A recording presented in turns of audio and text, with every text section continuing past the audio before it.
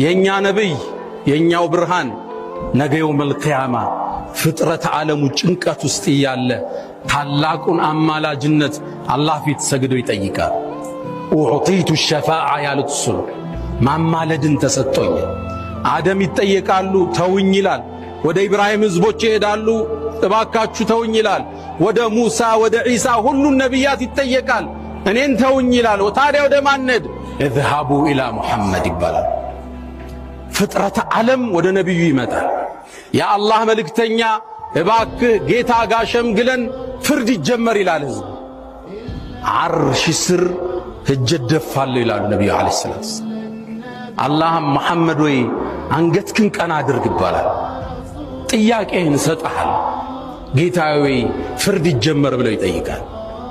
ይሄን አማላጅነት የተሰጡት የኔው ያንተው የዓለሙ ብርሃን ነቢዩ ዓለይሂ ሰላቱ ወሰላም ይህን ከፍታ እኔ እናንተን አላህ ሰጥቶናል።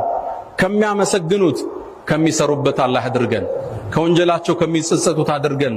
ፈስተግፊሩ ፈጡባ ሊልሙስሊሚን